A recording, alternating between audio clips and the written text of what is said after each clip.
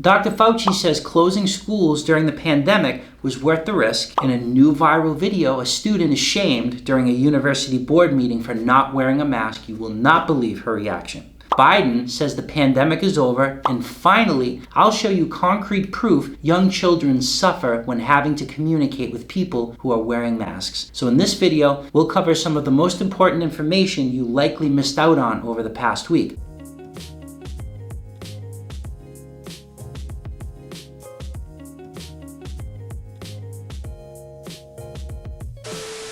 But before we begin, please like this video, subscribe to the channel, and hit that bell in the bottom right hand corner so you can be notified when my new videos come out. Also, click my social links in the description if you want more content like this. I post extra exclusive content on Substack and Patreon if you're interested. Also, I now have YouTube memberships that give you extra access to different content. So just click the join button above. Anyways, let's get into this. Now, I'm going to show you some video clips. I want you to analyze them and come to your own conclusions. So first up, Dr. Fauci says school closures were worth it. Really, Fauci? Roll the clip. We talk a lot about learning loss in Texas. There were a bunch of other consequences of closing the schools down. Were they worth it, I guess, knowing what you know? Yeah, I believe so for a number of reasons. So, as you can see, Dr. Fauci advocated for closing schools. It doesn't take more than a 10-second clip to get a yes or a no out of him. That's not usually the case. But what's worse is that Fauci advocated for unrecoverable learning loss that accompanied school closures, most affecting lower-income individuals who already statistically have the worst chances of upward mobility in life. Most people don't realize education is one of the single greatest predictive factors of success in life in almost every category across the board. Taking education away from children by closing schools and then providing inferior online Zoom schooling will likely stagnate their growth later in life. Also, let's not forget the other unintended consequences we saw play out relating to school closures, like increased suicide rates, overall mental health decline in kids. Some of these kids, the only food they got during the day was what they were served at school. And we've seen all of this play out, yet people still support school closures, especially when the data showed schools were never a large vector of COVID transmission. Anyways, there's a link in the description to the full 40-minute interview, which is where this clip came from.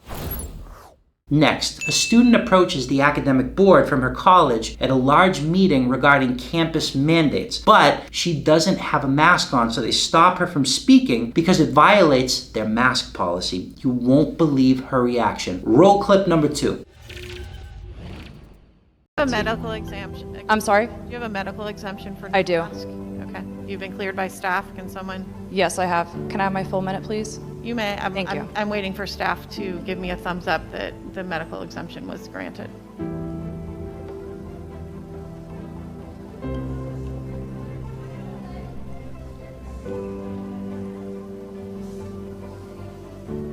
You know, it's actually embarrassing that you have to ask me that question in front of hundreds of people here. That's discrimination against HIPAA. I can't ask you if you're gay. I can't ask you if you have herpes. You can't ask me about my medical exemption. I can't ask you if you're pregnant. You can't ask me that question. Would you like your minute now? I would love my minute. So as you can see, the student was correct. It's illegal to disclose someone's personal medical history, even a medical mask exemption. Sadly, the student was coerced into disclosing her personal medical information in front of hundreds of attendees at the meeting. However, she fired back and said it was illegal for the college board to force her to disclose that medical information to them and everyone else in the room because it violates HIPAA. HIPAA is the Health Insurance Portability and Accountability Act, which was enacted in 1996 by Congress to protect the private health information of people from exploitation by companies, colleges, and for-profit insurance outfits. Next, if you haven't heard about this, you've probably been isolated in a bunker for the past week. Biden says the pandemic is over. Roll the next clip. Mr. President, first Detroit Auto Show in 3 years. Yeah. Is the pandemic over? The pandemic is over. We still have a problem with COVID. We're still doing a lot of work on it. But the pandemic is over. If you notice, no one's wearing masks. Everybody seems to be in pretty good shape. And so I think it's changing, and I think this is a perfect example of it. So that was a clip from a recent 60 Minutes segment where Biden disclosed his personal feelings about the pandemic. He claimed people aren't masking as much. Also, they are gathering in large crowds again, much like at the Detroit Auto Show where this clip was filmed. It's true the pandemic is over because population immunity is very high, both from prior infection and vaccination worldwide. Also, people are now attending large gatherings again. They're unmasking. Also, CDC now says unvaccinated people have the same COVID guidance as vaccinated. And let's not forget, Omicron BA4 and 5 is associated with substantially less severe disease and death compared to the original Wuhan strain plus Alpha and Delta variants. Now, the last thing that needs to end are vaccine and mask mandates. Now the next clip. I'm going to show you just how affected young children are by masks. Roll it. Papa.